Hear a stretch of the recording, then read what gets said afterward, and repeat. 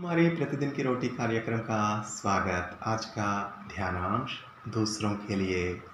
सब कुछ शुद्ध है, परंतु उस मनुष्य के लिए बुरा है जिसको उसके भोजन से ठोकर लगती है।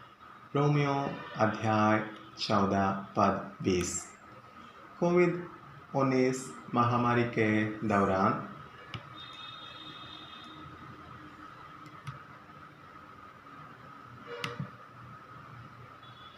कई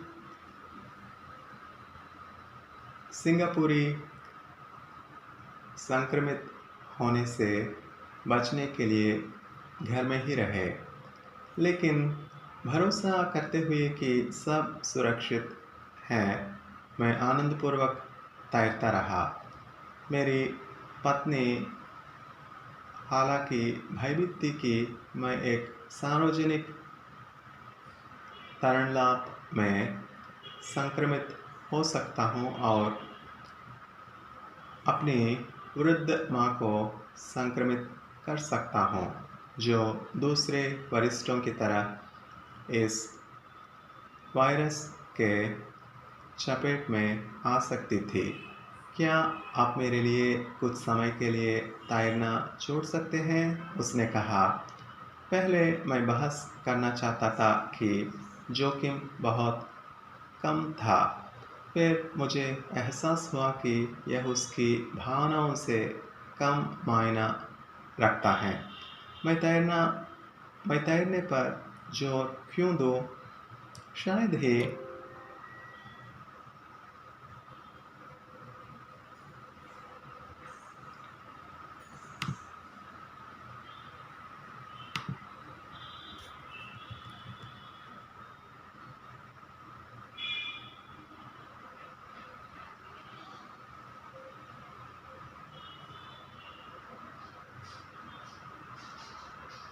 एक ज़रूरी चीज़। जब इसने व्यर्थ उसको चिंतित किया। रोमियो 14 में पौलुस कुछ ऐसे मामलों को संबोधित किया, जैसे कि मसीह में विश्वासियों को कुछ खास भोजन खाना चाहिए या खास त्योहारों को मानना चाहिए। वह चिंतित था कि कुछ लोग अपने विचार दूसरों पर थोप रहे थे। पौलुस ने रोम में चर्च को और हमें याद दिलाया कि मसीह में विश्वासी स्थितियों को दूसरे तरीके से देख सकते हैं। हमारी पृष्ठभूमि भी विविध है, जो हमारे दृष्टिकोण और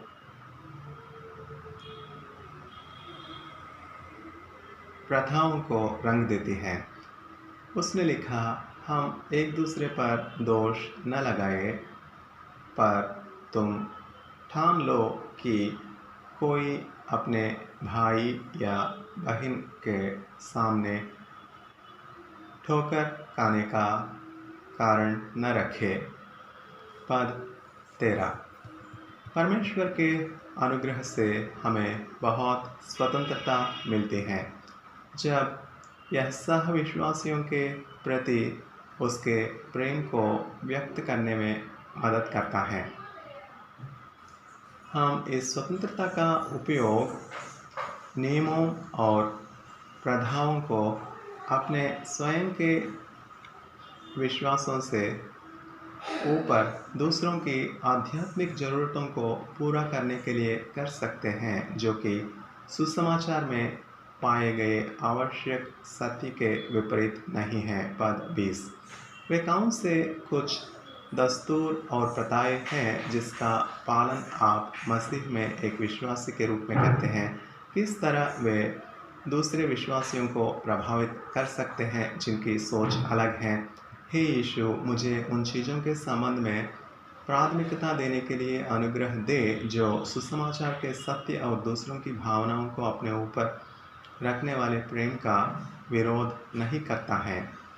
लेखिका लेस्ली कोह, 10 अक्टूबर 2021। धन्यवाद।